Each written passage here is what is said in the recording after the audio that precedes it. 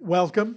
I'm Harold Holzer, and I have the privilege of serving as the director of the Roosevelt House. And on behalf of Jennifer Rabb, the president of Hunter College, I want to welcome you to tonight's program. It's wonderful to have a packed house and some feeling of buzz as we look back for a golden anniversary of what was perhaps a less than golden time. There were incidents in 1968 that, of course, those of us old enough to remember quite vividly, and yet the whole year about which Charles Kaiser has written seems more like a sustained dream or a nightmare in some ways. And it's important that we mark the 50th anniversary here tonight. I can't believe it's the 50th. 50 years ago, Roosevelt House, to bring it back to our setting, had been in the Hunter orbit for just 25 years. We're about to celebrate the 75th anniversary of the Roosevelt House dedication that Eleanor Roosevelt presided over on the sidewalk outside the building. Roosevelt House had been a club for Hunter girls for only 25 years at that point, and of course, you know, since then it has transformed into a public policy institute. But we always remember that in its original incarnation, it was, of course, for those of you who haven't heard my capsule description before, the home of Franklin and Eleanor Roosevelt and Franklin's mother-in-law, Sarah, who built it for them as a wedding present and assured them that it would be two separate houses where they would have independence and autonomy, and then promptly broke through the first floor parlor where we will be celebrating after tonight's program, saying that the rooms were too small for people of their station to endure separate houses. And so, as Eleanor said, her mother-in-law was on her side of the house for the next 25 years, at the least expected moments. Use your imagination. We call it the first New Deal. And then, of course, you know, the actual New Deal, the New Deal of record, was formulated just a few floors above this spot in the sacred space of the FDR Library, where we just visited and gathered. It was there that Social Security, child labor laws, minimum wage, and other foundation blocks of the New Deal were formulated during the 4-month transition between Franklin Roosevelt's election and his presidency. So skip ahead or go back 50 years, as is your wont, to 1968 and to our truly distinguished panel. 30 years ago, Charles Kaiser, Associate Director of the LGBT Center here at Roosevelt House, wrote 1968 in America: Music, Politics, Chaos, Counterculture, and the Shaping of a Generation. We are grateful to him for marking the publication, or marking the 30th anniversary, the publication of the 30th anniversary edition here at the House. He has already graced this semester and this year with a number of compelling programs. So Charlie, congratulations on the reissue, and thank you for everything you do. And we welcome to the panel Hendrik Hertzberg, an editor and writer for The New Yorker, former editor of The New Republic, a one-time speechwriter for President Jimmy Carter, the winner of 3 National Magazine Awards. He is the author of Obamanos, The Birth of a New Political Era, and Politics, Observations and Arguments, 1966 to 2004, a time frame that, of course, embraces the year we're gathered to remember and explore.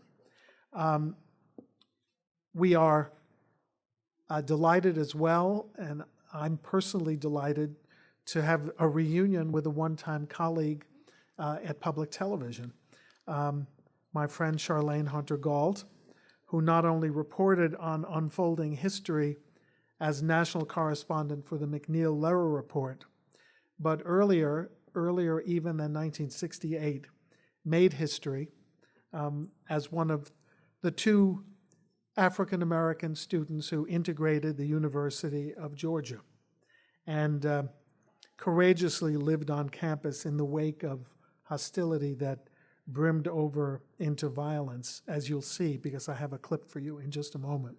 She's the author of 4 books, including In My Place and To the Mountaintop. She's won 2 Peabody Awards. And I think you also worked at the New Yorker once, right? As a New York My as an first intern? job. Yeah, so there. This is a reunion there He too. was just a baby. Charlene, thank you for coming up to New York for this. So, Thank you very much, Harold, for that wonderful introduction. And didn't you tell me to cue the panel? That's why I'm standing here. Okay, I'm go not right going to sit ahead. down until I Go do right it, ahead. because you know I did not want to stand Go here. right ahead. So now, please join me in welcoming Rick Hertzberg, Charlene Hunter-Gault in conversation with Charlie Kaiser. Thank you.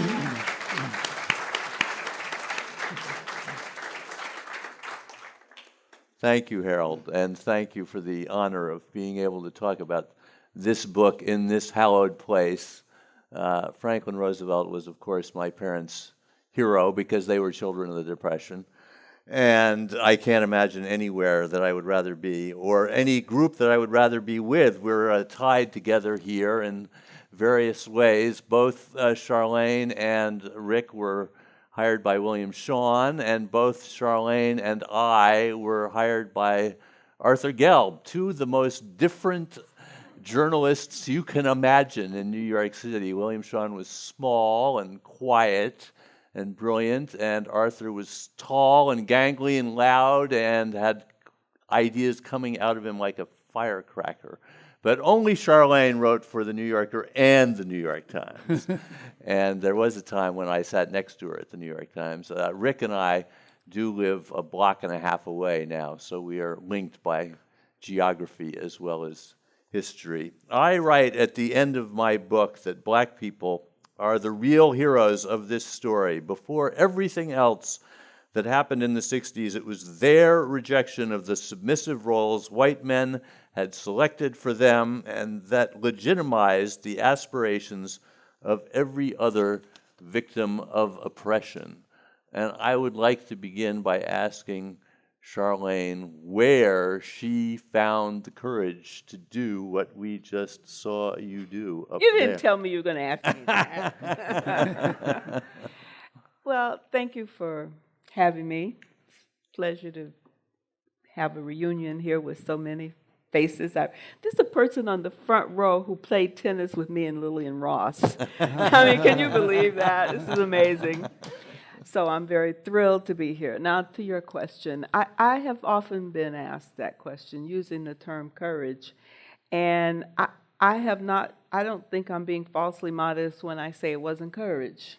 It was determination, because from the time I was about 5 or 6 years old, sitting at my grandmother's knees while she read 3 newspapers, I waited for the comics, and I could read at 5 and 6, and now kids read at 2 and 3. And I fell in love with Brenda Starr. I knew it. I You had to knew be it had Brenda to be Starr. Brenda Starr. And you know, the thing is that I lived in a segregated society, and there was just nothing that made me think I couldn't do what she did, even though there were no black people working for white newspapers in those days, let alone traveling the world. And so from that age, I wanted to be a journalist and never wanted to be anything else. And it's interesting because the village that reared me, I guess I should say, were people who, when they couldn't give us first-class citizenship because of the laws of segregation, they gave us all a first-class sense of ourselves. So there was nothing that I did that I wanted to do that I didn't think I could do because I was not white. And so when the moment came for Hamilton and me to apply and then attend the University of Georgia, it was out of a sense of determination to fulfill my childhood dream of following in the steps of Brenda Starr. I mean, today she could eat her heart out, But that was it. And so I appreciate the term courage, but I think it was for both of us, Hamilton Holmes and myself. He wanted to be a doctor, and he loved Morehouse College, the all-black college for men at the time. But the University of Georgia had all of the equipment, more equipment than Morehouse had at the time, for him to do pre-med. And so he gave up. And moreover, our taxes paid for all of that equipment, partially, that University of Georgia had. So I really do think that's what it was. It was a real determination. And when we walked through those doors, through where you just saw, that just didn't resonate. It really didn't. And I'm not, I can't use the term I would use. It starts with a bull and ends with something else. But, that's it. And did it get easier? Was the second year easier than the first year? Did people behave better gradually or not? Well, actually, the first week I was there, they had a riot outside my dorm, and they threw rocks through my window. And you won't believe this, but when that rock came, they had put me on the first floor. There were no other girls living on the first floor. So, and throughout the day, they had passed word around the campus for the girls to turn off their lights. I didn't know that, so I had my lights on, so I was easy to find. And so when the rock came through my window, now this is just maybe how stupid I was, I don't know. But the first thing I did, I hadn't had time to unpack. There was so much going on. So there was my suitcase with all of my fine clothes, and I looked there, and there was glass from the window all over my clothes. And I thought, oh my God, I got to get that glass out of my clothes, not get the hell out of here before they come after me. And then the dean came and said that we were being suspended, quote unquote, for our own safety. Now, that was a ruse they used with Arthur E. Lucy at the University of Alabama a few years prior. And she and Thurgood Marshall raised so much hell about it that they used the words that they used not to allow them to come back. Well, if you feel that way about it, you don't belong here anyway. And we instinctively knew that. Nobody had told us not to fight or fuss or whatever. And just finally, they dispersed the crowd after they had given the crowd a lot of time. And the dean came and said I was being suspended for my own safety. And by that time, the girls upstairs had been told to change their sheets because of the tear gas. And so when I came out of my room on the first floor and into the lobby, the girls had formed a semicircle, and as I passed the semicircle, one of them threw out a quarter and said, "Here, Charlene, go upstairs and change my sheets." And that too just went right past me. And so the next day, we got home that night because Hamilton didn't even know the riot had taken place, because girls in those days, the days of the Magnolias, had to stay on campus. Boys didn't have to. So Hamilton lived with a black family in town. So he didn't even know the riot had taken place. So when I walked out, there were cameras and everything, and we didn't talk to the media till the next day. And somebody said, "Well, were you afraid?" And I hadn't even realized why I wasn't afraid. But I thought about it more and more as I kept getting that question. And the reason was, and I'm going to do a graduation speech pretty soon, and I'm going to talk about armor. The armor that I wore was something that my grandfather was the preacher, but my grandmother was the saint. And she made me learn Bible verses. I was a tomboy, so I would rather be, climbing trees and stuff. But she would sit me down at some point during the day and make me learn Bible verses. And one of the Bible verses that somehow took up residence in my head was, "Yea, though I walk through the valley of the shadow of death, I will fear no evil." It just was natural. And so I feared no evil, which was kind of stupid at the time, but it got me through. There we go. That's an amazing story.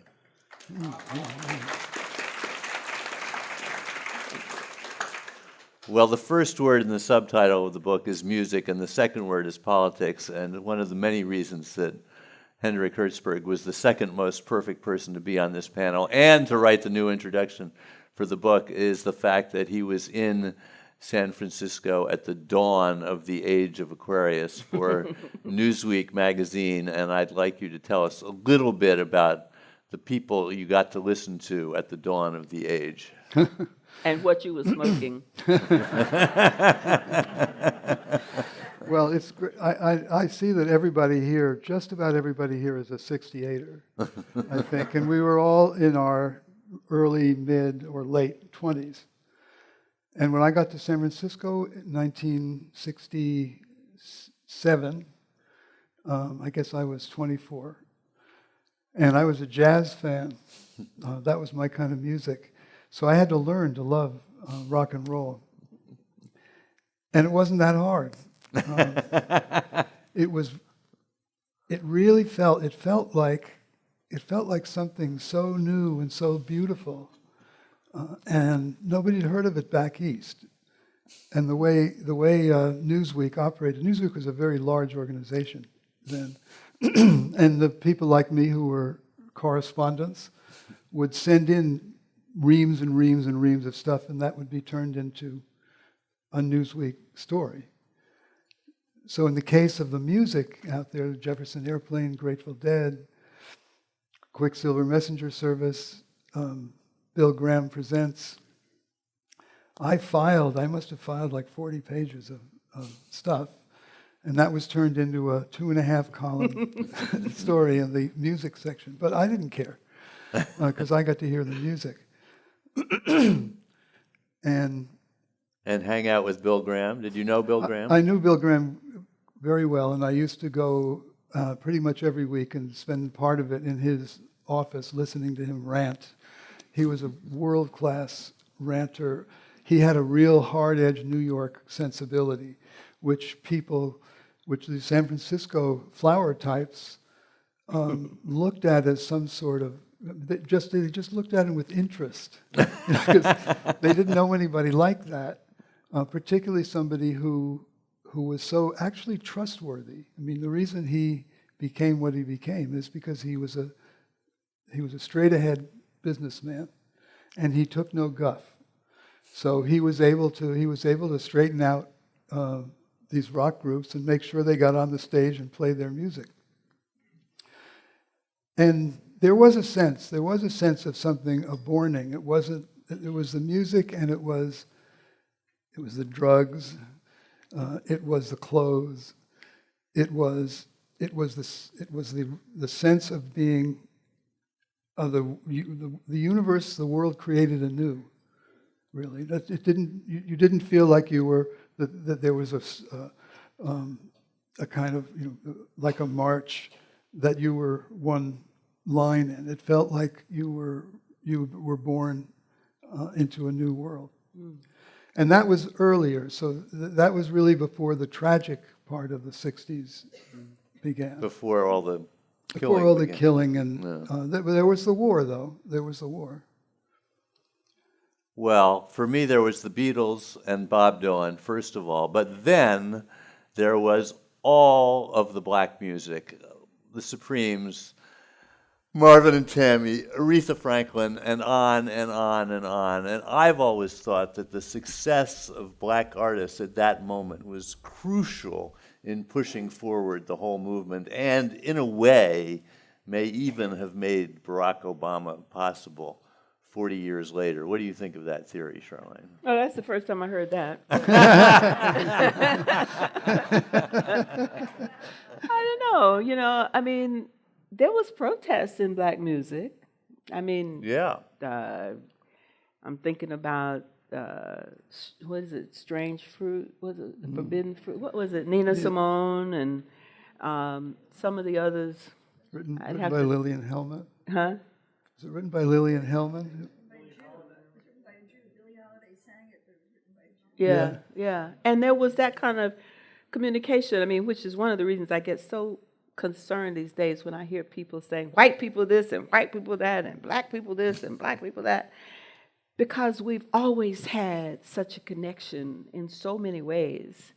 So I tell young students, be specific. Be specific when you're talking about who you want to condemn, because there was that communication, and there were probably other songs even later. I mean, of course, you had all of the, well, look at Marvin Gaye. What's Yeah, going sure, on? what's I mean, going we on? could Yeah, play that yeah, today, Yeah. and it would yeah. be totally appropriate, But I'm not just talking about the political content. I'm talking about the fact that there were so many black superstars all of a sudden who are at least as popular with white people as they were with black people. I think there were more black superstars culturally than there had ever been before at one time. Well, I think that's true, but I'm just curious because I hadn't quite thought about it until this moment. I'm not sure how much of a breakthrough, though, because we've always had Amos and Andy's and people like that entertaining people who didn't look like them, and they weren't people who managed to get people to come together, at least for the longest time. So I think that's an interesting proposition, but I'd have to look into that a little more deeply because I'm not sure. What do you think? Well, the relationship between white and black musicians in San Francisco at that time, and between hippies who were almost exclusively white and black people in general was complicated. And at the Fillmore Auditorium, but Bill Graham often programmed a black blues singer, James Cotton or somebody like that, with a Jefferson Airplane type band. But there was no. They loved each other and all that, but there was no crossover until Jimi Hendrix came along. Yeah, I think that's true. I think that's true. And Jimi Hendrix, I don't know, maybe you can tell me. I had the sense that he was viewed with suspicion by a lot of black listeners. I don't know. because I'm he's too so- young to know. I don't know. Maybe. I don't know. Actually, I don't think I ever heard that conversation. Possibly. But, for the longest time, even black performers and white performers would be in the same town and couldn't stay in the same place. Well, and the audiences were segregated too. of That's course. true, too. Yeah. Yeah. But that was one of the things that the popularity of Motown destroyed, was that they were finally able to force integrated audiences in the South because the stars were so popular.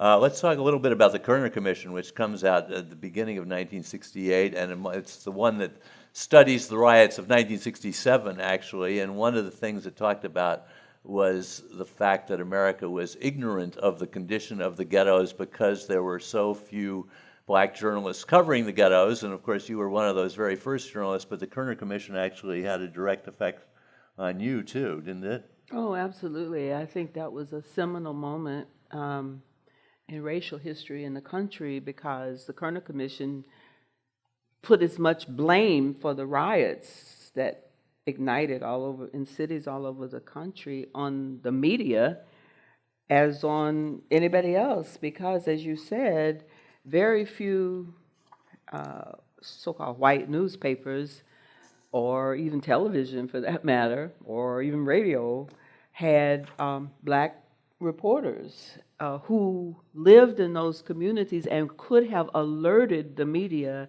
to the simmering rage that was legitimate. It was legitimate. People were upset because they were not being treated fairly in their communities. The report attacked the press for failing to communicate a sense of the degradation, misery, and hopelessness of life in the ghetto to its mostly white audience, and it called for the recruitment of more black reporters to improve ghetto coverage.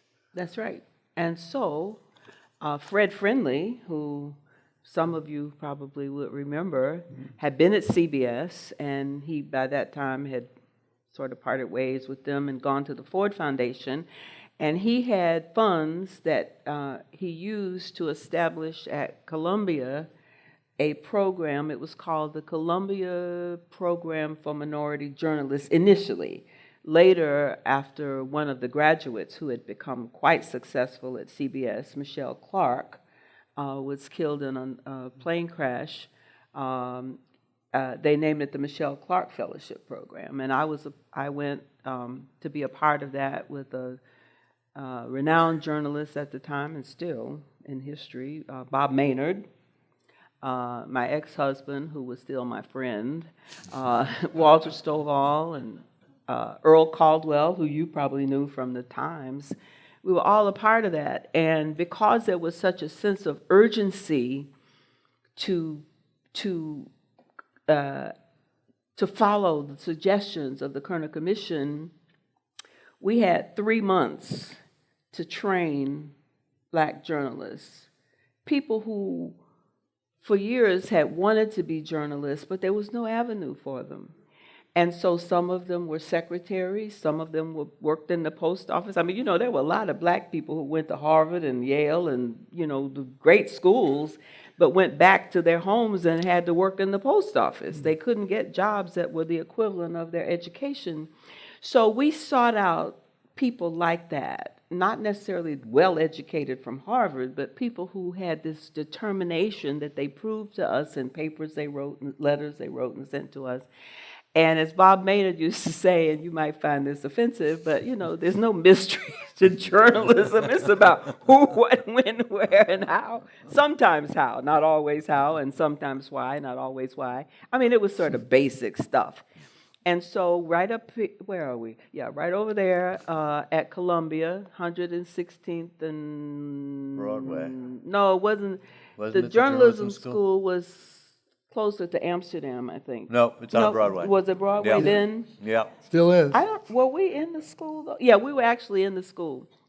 And in 3 months' time, we would send these young people, and not so young, into Harlem in particular, and all around, and they'd go out and cover something and come back, and we'd critique them. And that was, I hate to say this at Hunter College, but that was when I decided I didn't want to be a teacher, because I would give these older people who were as old as I was and older assignments, and they push back.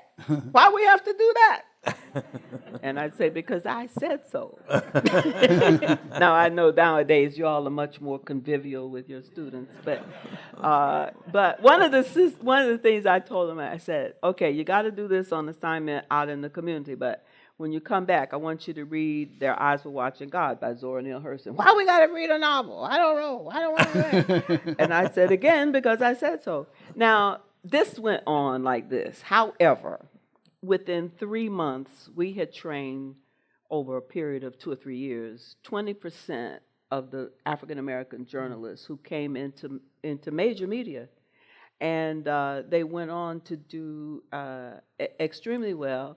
And I used to get letters from them saying, I'm sorry, I was so defiant about reading Their Eyes Watching God. Because I said, look, you want to understand, not everybody's going to talk like your professors.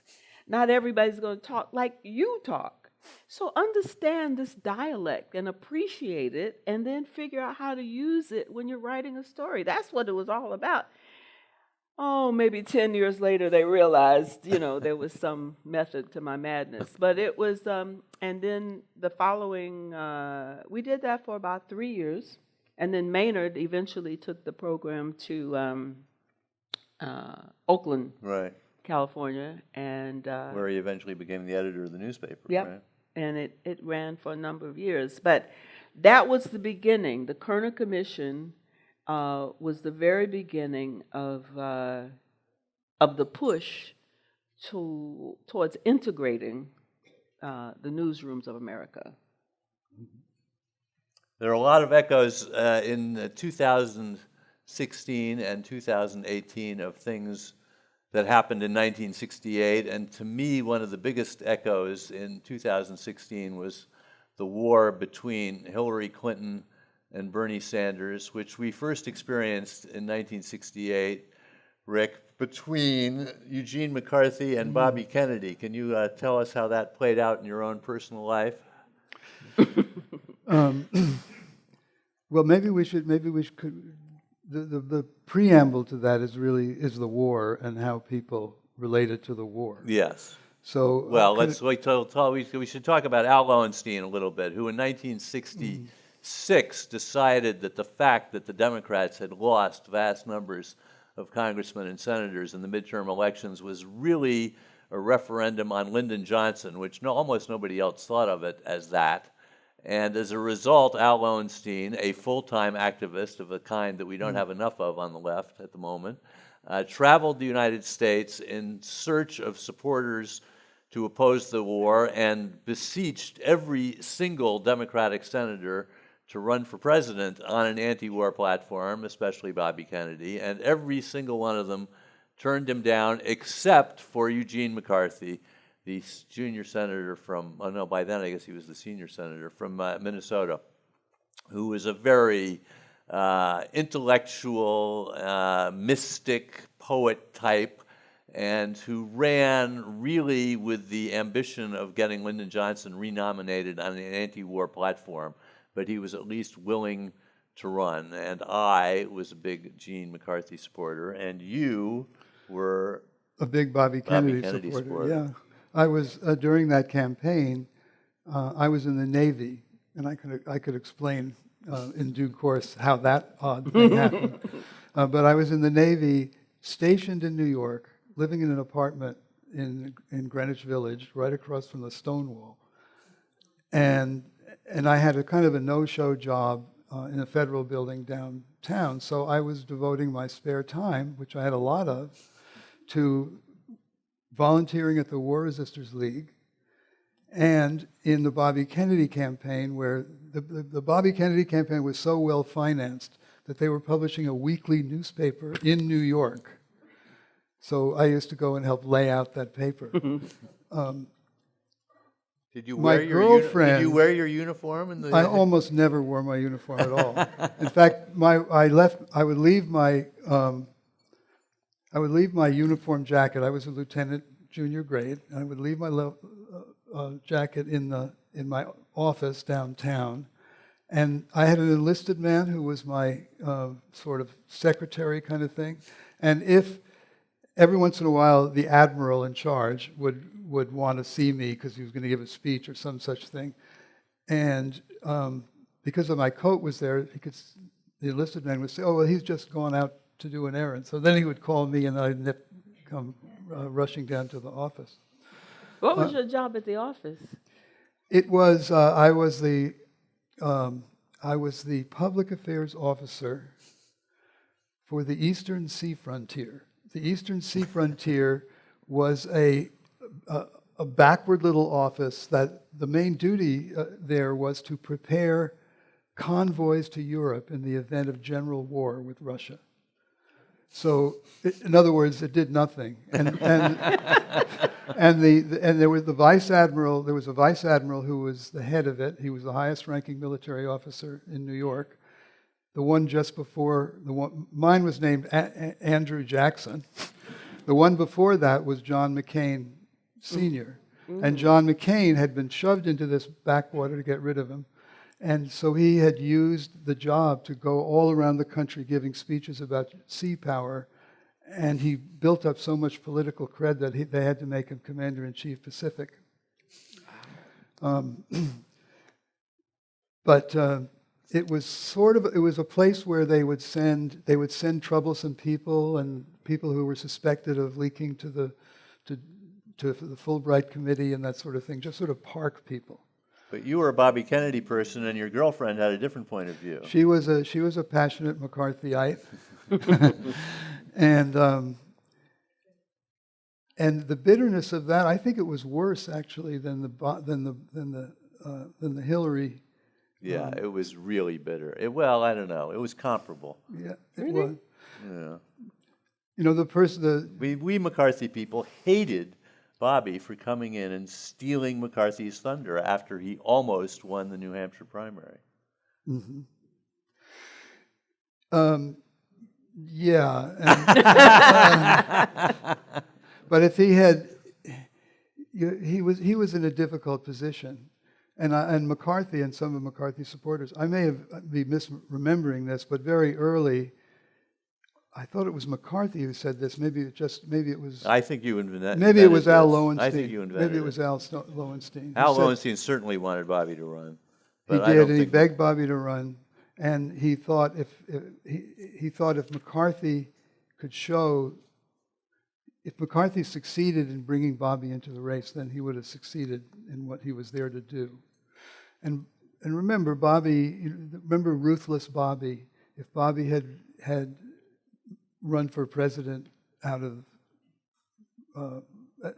so early, he would have been denounced as a grabber and as being a usurper, and that's typical Kennedy and all of that. True. So, True.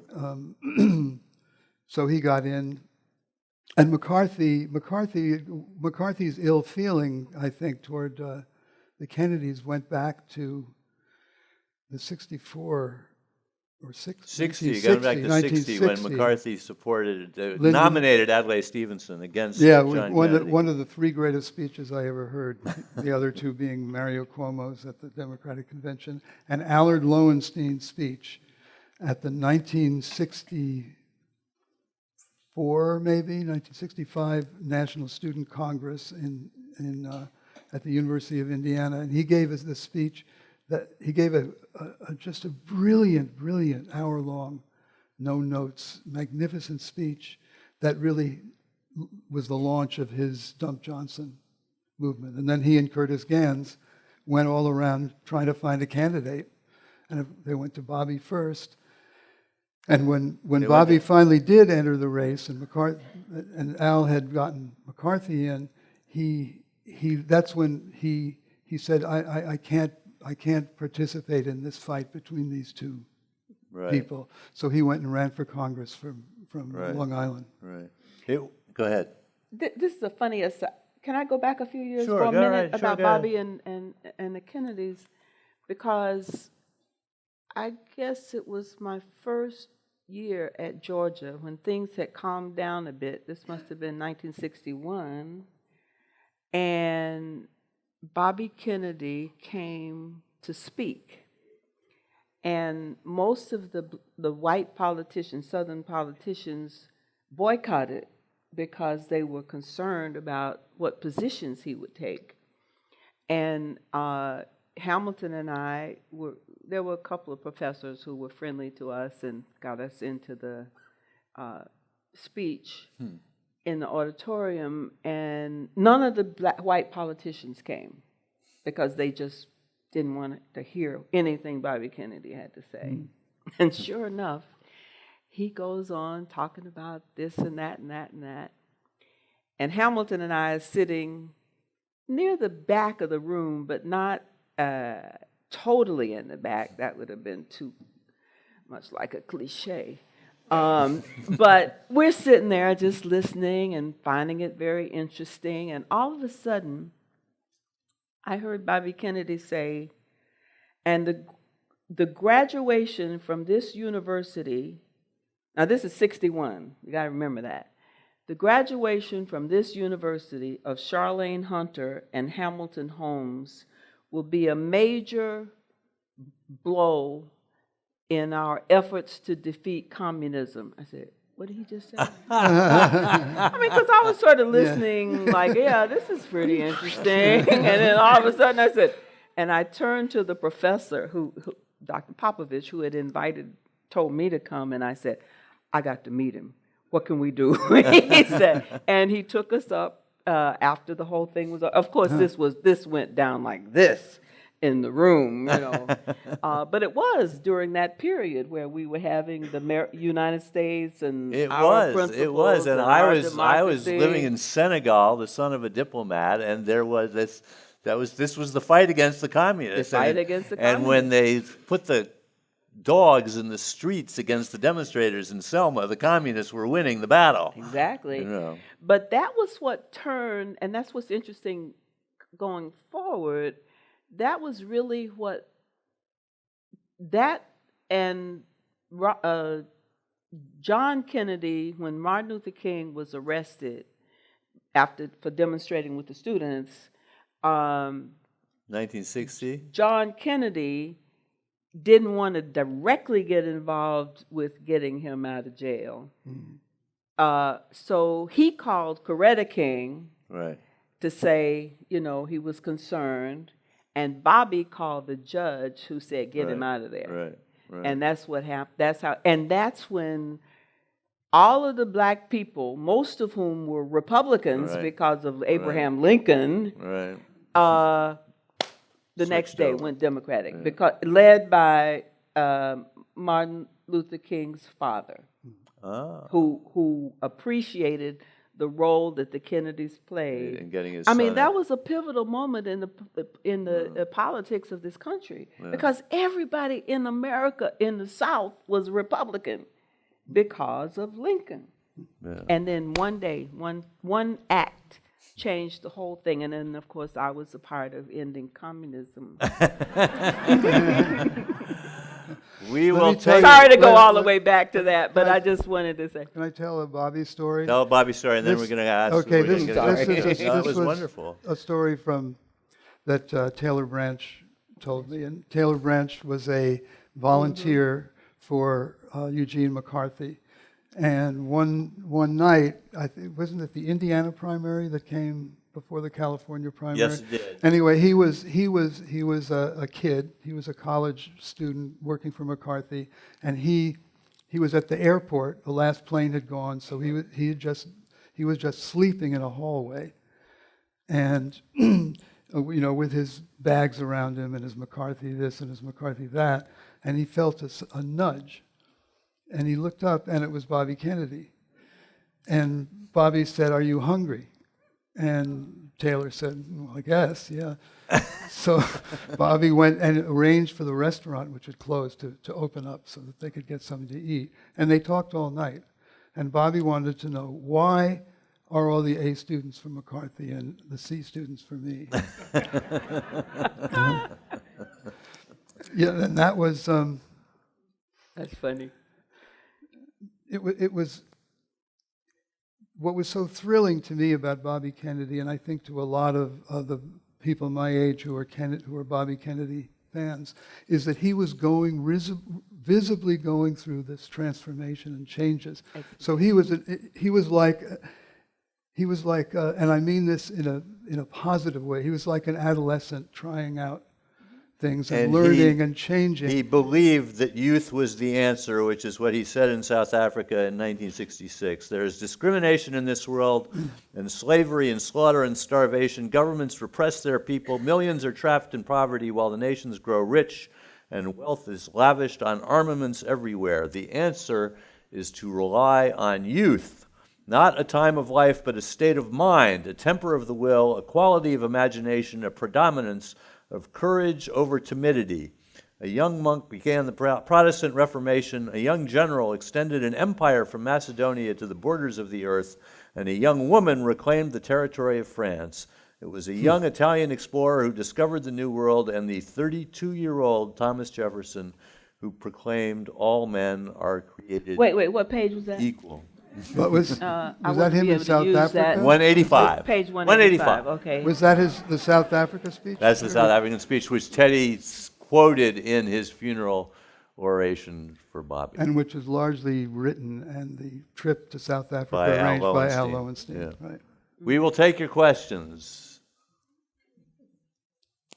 Wait a minute, I'll wait for the microphone. Hi. It's wonderful to hear the three of you.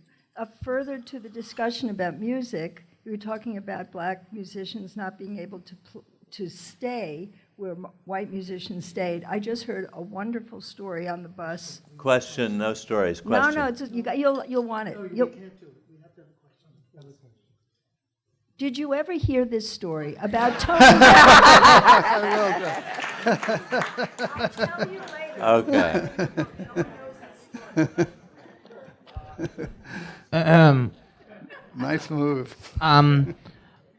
So let me get this straight. So I just want to get the story straight. Your story straight, if possible. So so lem- um, you went to what's it called? University of Alabama, Georgia, University of Georgia. Georgia, right? And you were trying to make the transcendence. You make the transcendence from jazz to rock and roll. And you don't mind my point. And you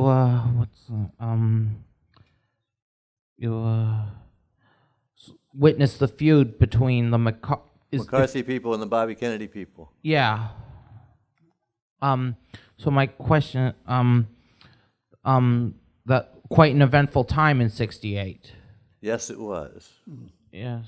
I'm trying to think of what my, I just want to get my facts straight is all. I felt so sorry for my girlfriend after Bobby was killed, because I think so many of the McCarthy people expected, they were railing against him and he was an opportunist in it, but they all fully expected, or almost all of them, that they would be supporting Bobby at some point. That's Rick's version. That's what, yeah. And so they didn't, their grief was more complicated than those of us who were signed on with Bobby. Does anybody have a question about Martin Luther King and his assassination?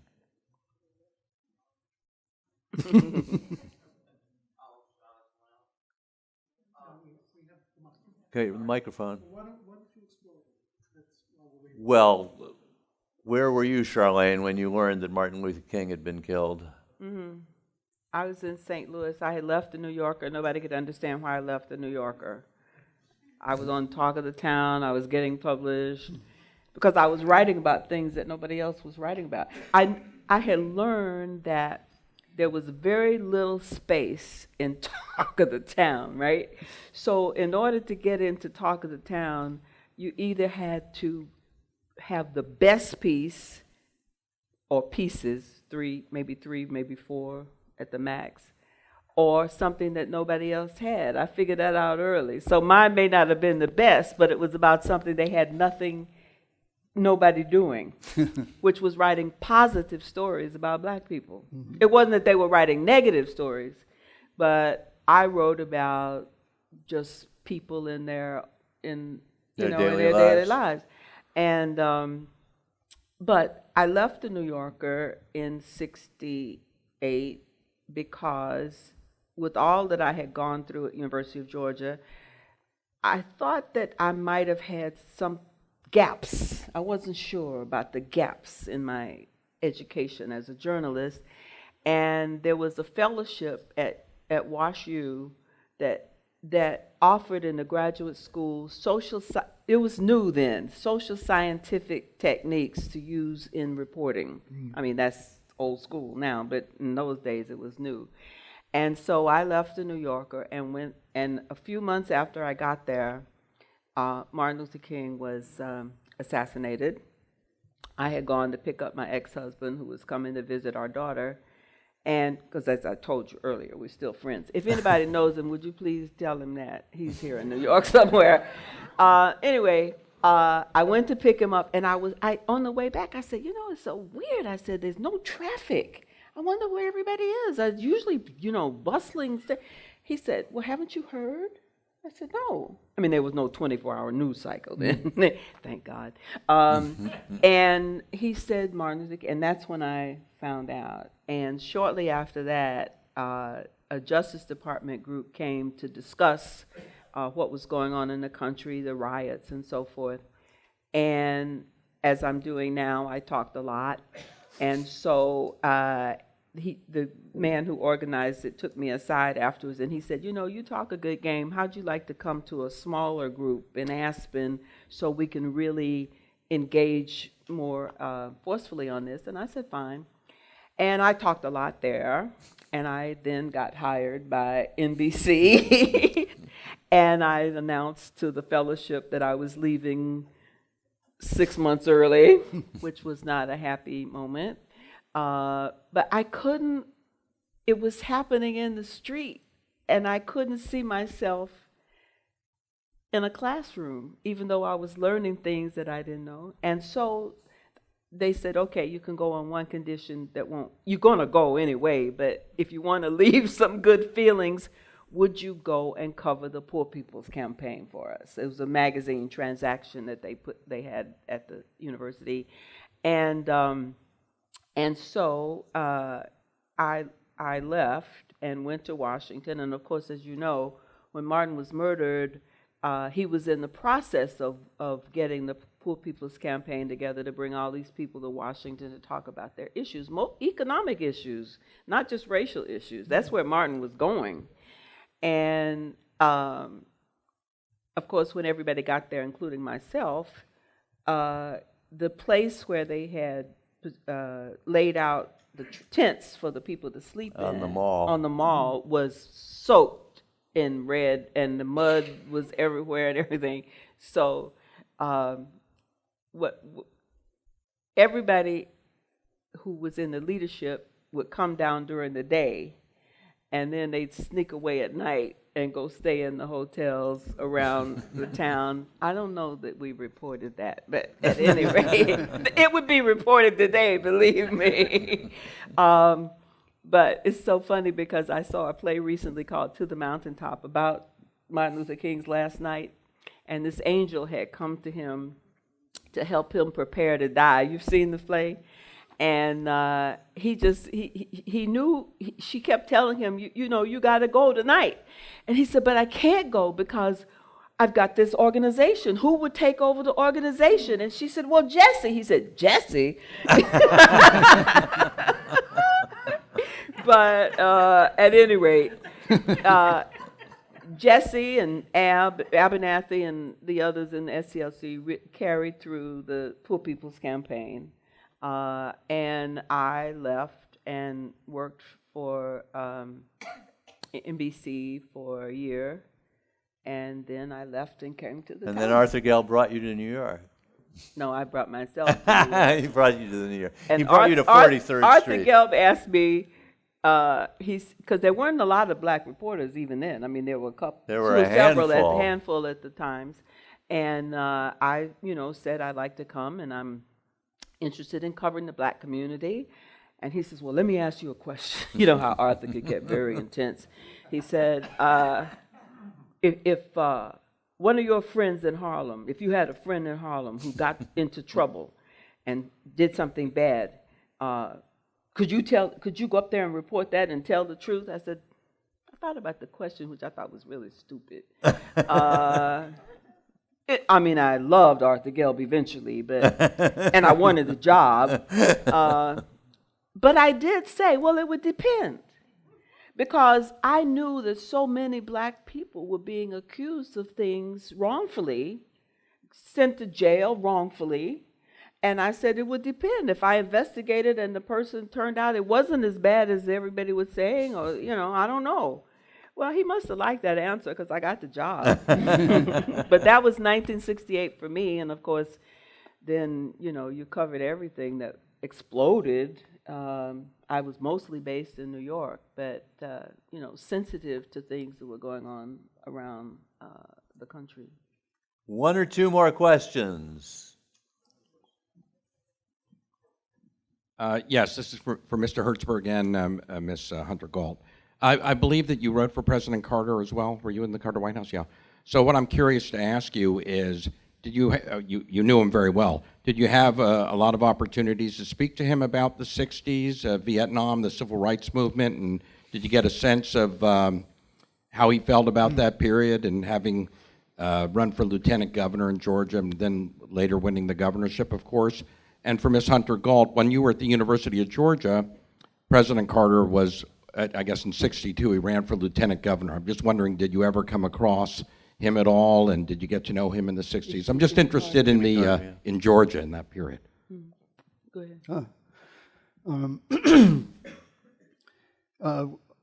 I'll just tell you one. This isn't a direct answer exactly, but but when we were working on Carter's farewell address or a speech to at the Kennedy Library when the Kennedy Library opened, he told me that after the assassination of Kennedy, most of the country, the football games were canceled, but not at the University of Georgia. But there was a moment of silence, and in that moment of silence, there was loud and enormous booing. And for some reason, Carter, I see Carter as a kind of a religious leader, more than a political leader, and and he still is, and he's the real thing. He's the real thing. He's a real Christian. I didn't know him then. I don't think at that stage he was very prominent in politics, as I remember, in the early 60s. I don't remember. Sorry? Yeah. Just beginning to run. Yeah, I didn't know much about him, but I got to know him really well, both him and Rosalind, while I served on the Carter Center board, and got to know intimately about all the great work he's doing all over the world. And as you say, he really is a real deal. And, you know, Rosalind just had severe, major surgery, and he was traveling, he's over 90, is it not? He's somewhere in the world, and so neither one of them, I read who attended the Bush funeral recently, and they couldn't go because she's recovering from this very severe surgery, and he was somewhere in the world looking after, trying to end different kinds of diseases and things like that. I mean, he is such a real deal, and probably has had greater impact in his post-presidency than maybe during his presidency. I guess you'd still have to analyze all of that, but he is one of the people who is really committed to making the world a better place. Yeah.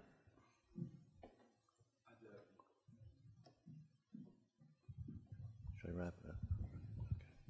So earlier, you guys were talking about how people of color, whether they were singers or actresses, came along into the spotlight of politics, and then you recently mentioned how people of color were accused falsely of things, and it reminded me of recently I read an article about how Eartha Kitt was blacklisted by the CIA and labeled a communist, and she had to move out of the United States. So I was just wondering if you maybe had to, do any journaling on that, or if that affected your experience. If what? If it affected any of your experience in journalism. I What? mean, I guess I'm maybe not phrasing the question right. So you were talking about how people of color are falsely accused of things, Right. and when you were saying, Charles, that people of color that are singers or actresses or people, just coming into that spotlight. I was just curious because I read the article and I was a little confused about it. If you could just maybe expand on it or how it affected your experience in journalism, or did you not cover it at all? Right. I think that Maybe that's, that not the the right attention question. to. I think I hear where you're going. I think. I think that the attention to people of color being falsely accused is now getting a lot more attention than it ever has in the past because of various organizations that exist, for books that have been written, like Michelle Alexander's book, and there was just the other day there was I can't think of his name right now, but he has a whole organization that is looking at the imprisonment of black people in particular, but as I don't know nowadays, I heard of some years ago that there were more black women now in prison than black men, but even so, there's much greater attention being paid to people in prison, black people particularly in prison, compared with whites who committed the same crime. Maybe they committed a crime, but their sentencing has been much greater than a white person committing the same crime. But there's incredible attention now being focused on that, and it's going to make a difference. I mean, people are now getting people out of prison who've been there for years and shouldn't have been there. You know. Charles, he was specifically asking about Eartha Kitt. I think you didn't hear that question. Well, I just was recently reading this article about it. Okay, nobody's on mic, so this is. It's okay. So we have time to continue the conversation upstairs. You're all invited to a reception and to a book signing where Charles not only is willing to, but insists on signing his book. So please join me in thanking Rick Hertzberg, Charlene Hunter-Gault, and Charles. Before you get up, I want this to.